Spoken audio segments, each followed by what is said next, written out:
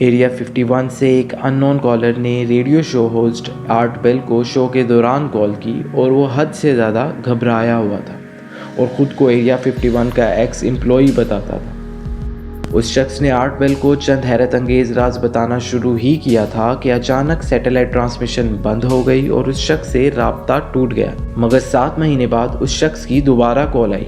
नाज़रीन, हमारी दुनिया तरह तरह की मिस्ट्री से भरी पड़ी है और ये मिस्ट्रीज़ कुछ ऐसे वाक़यात, कुछ ऐसे इंसिडेंट्स या फिर कुछ ऐसी डिस्कवरीज़ की वजह से पैदा होती हैं जिन पर यकीन करना हमारे लिए आज भी नामुमकिन है। और यही वजह है कि आज तक इन मिस्ट्रीज़ का कोई सोल्यूशन नहीं निकाला जा सका। और आज हम ऐसी 5 मिस्ट्रीज़ के बारे में जानेंगे जिनको आज तक सुलझाया नहीं जा सका। अमेरिका की एक स्टेट निवाडा का 7500 स्क्वायर मीटर का एक ऐसा टॉप सीक्रेट एरिया जिसे एरिया 51 कहा जाता है। यहाँ अमेरिका की एक एयरफोर्स बेस है जहाँ यूएस मिलिट्री के कई राज छुपे हुए हैं और इसी वजह से इस इलाके के आसपास भटकना भी इल्लीगल माना जाता है।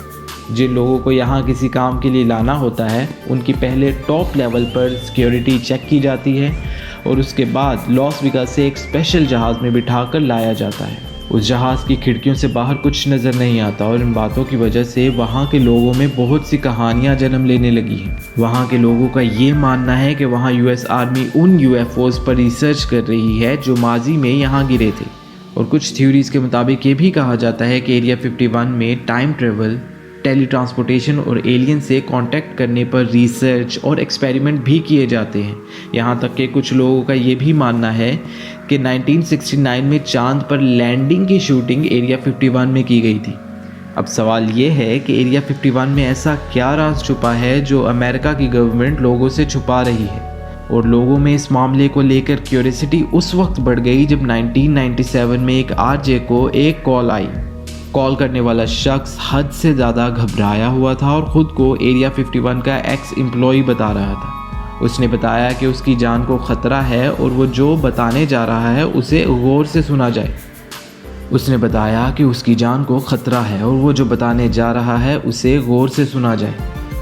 उसने बताया कि अमेरिका की गवर्नमेंट हमारे इस तैयारे को बदलने की कोशिश कर रहे हैं जिसमें आज हम रहते हैं, और मज़ीद ये कि एलियंस रियलिटी में एग्जिस्ट करते हैं और एरिया 51 में यूएफओज़ को रिवर्स इंजीनियरिंग करके उन पर रिसर्च की जा रही है। और इसके बाद अचानक से सैटेलाइट ट्रांसमिशन बंद हो गई जिसके बाद उस शख्स से राब्ता टूट गया और 7 महीने बाद उसने दोबारा कॉल की और बताया कि पिछली वाली कॉल फेक थी। अगर पिछली वाली कॉल फेक थी तो वो इतना घबराया हुआ क्यों था, और अगर वो झूठ ही बोल रहा था तो ठीक उसी वक्त सैटेलाइट क्यों बंद हो गई। नंबर 4, ये बात है साल 2003 की, जब चिली के एटाकामा डेजर्ट से सिर्फ 6 इंच का हाथ के साइज़ जितना एक ढांचा मिला। क्योंकि ये सिर्फ 6 इंच का था और शक्ल के लिहाज से इंसानों से काफ़ी मुख्तलिफ सी एक मखलूक नज़र आती थी, इसी वजह से यही समझा गया कि शायद ये ढांचा किसी ऐसे एलियन का है जो कि अर्थ पर आने के बाद वापस लौट ही नहीं पाया। एलियन होने का इम्कान लोगों में मज़ीद उस वक्त बढ़ गया जब इनिशियल इन्वेस्टिगेशन से पता लगाया गया कि यह ढांचा किसी 5 से 6 साल के इंसान का है।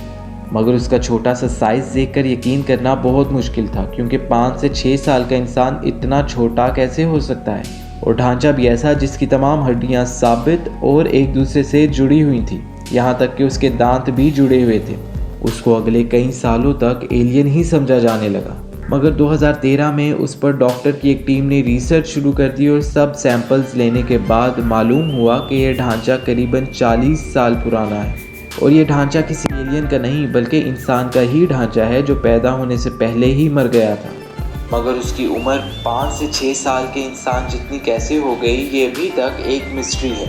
नंबर 3, न्यूजेनिया के जंगलात में एक नहीं बल्कि 4 मरतबा अलग अलग जगह पर एक अजीबो गरीब जानवर नुमा मखलूक को देखा गया जो किसी डायनासोर जैसा लगता था। अब खबरों के मुताबिक 11 दिसंबर 1999 को कुछ कश्ती सवारों ने एक दियोनुमा जानवर को लेक में चलते हुए देखा जिसको उन्होंने डायनासोर जैसा बयान किया। जिसके अगले दिन एक पादरी ने जंगल में वैसा ही एक जानवर देखा जैसा उन्होंने बताया था, और सुनने में ये आता है कि वो इतना बड़ा था जितना एक डंप ट्रक होता है और वो अपनी दोनों टांगों पर खड़ा होकर दरख्त के पत्ते खा रहा था। उस वक्त इन दोनों वाक़यात पर किसी ने इतना ज़्यादा ध्यान नहीं दिया, मगर तकरीबन 5 सालों के बाद वही जानवर उसी जंगल की ईस्टर्न साइड पर देखा गया और वहाँ पर बहुत से लोकल्स ने उस जानवर नुमा डायनासोर्स को देखा। 3 मीटर लंबा, ग्रे रंग का, शक्ल कुत्ते जैसी और पूंछ क्रोकोडाइल जैसी बताई गई। इस खबर ने कई न्यूज़ एजेंसीज को रिपोर्ट करने पर मजबूर कर दिया। नंबर 2, कुछ लोगों के लिए ये जहन्नुम का दरवाज़ा है, मगर साइंस इसको क्रेटर कहती है। नाम चाहे इसका कुछ भी हो, मगर इस बात में कोई शक नहीं कि ये क्रेटर दिन ब दिन बढ़ता जा रहा है। रशिया में वाक़या बेटकी का क्रेटर ईस्ट साइबेरिया में मौजूद है, जो दुनिया का सबसे बड़ा क्रेटर है। इस वक्त इसकी लंबाई 1 किलोमीटर और गहराई 282 फीट है, लेकिन सैटेलाइट में ये देखा गया कि 1991 में ये आधे किलोमीटर जितना लंबा था और उसके बाद बढ़ते बढ़ते 2018 में उसकी लंबाई 0.6 किलोमीटर या फिर 650 मीटर तक रिकॉर्ड की गई। वहाँ के लोकल्स का ये मानना है कि क्रेटर के अंदर से अजीबोगरीब किस्म की आवाज़ें सुनाई देती हैं, जैसा कि कुछ गलत होने वाला है, और इसी वजह से इसका नाम जहन्नुम का दरवाज़ा भी रख दिया गया। मगर साइंटिस्ट का ये कहना है कि अर्थ का ये हिस्सा ग्लोबल वार्मिंग की वजह से मेल्ट हो रहा है, जो पिछले हज़ारों सालों से फ्रोज़न कंडीशन में था, और आज भी उस क्रेटर को बड़ी खौफ की निगाहों से देखा जाता है। और अब नंबर 1, 1920 में एक कमर्शियल जहाज़ पीरू के ऊपर से गुजर रहा था। उस वक्त पायलट ने ज़मीन पर कुछ अजीबोगरीब फिगर्स बनी हुई देखी। ये फिगर ज़मीन के इतने बड़े एरिया में फैली हुई थी कि ज़मीन पर रहकर इनका अंदाज़ा लगाना नामुमकिन था। नाज़का लाइंस के नाम से पहचाने जाने वाली ये फिगर्स पीरू में 200 मील्स के एरिया में फैली हुई है। कुछ पहाड़ों के ऊपर बनी हुई हैं तो कुछ फिगर्स फ्लैट सरफेस पर देखी गई हैं। ज्योमेट्रिक शेप से लेकर यहाँ जानवरों और परिंदों के स्केचेस भी देखने को मिलते हैं, जिनमें से कई तो फुटबॉल फील्ड से भी बड़े होते हैं। अभी तक 24 शेप्स इस एरिया में ढूंढी जा चुकी हैं और शायद कई हमारी नज़र से अभी तक ओझल हैं। आर्कियोलॉजिस्ट का मानना है कि इनमें से कई स्केचेस को 2500 साल पहले बनाया गया था, और हैरान करने वाली बात तो ये है कि इतने पुराने स्केचेस आज तक ज़मीन से नहीं मिट पाए। एक स्वीडिश राइटर ने लिखा कि यह हज़ारों साल पहले यूएफओस की लैंडिंग साइट्स हुआ करती थी, जिनको यहाँ रहने वाले लोग एलियन गोड्स जाना करते थे। लेकिन बहुत से आर्कियोलॉजिस्ट इस किताब को मानने से इनकार करते हैं।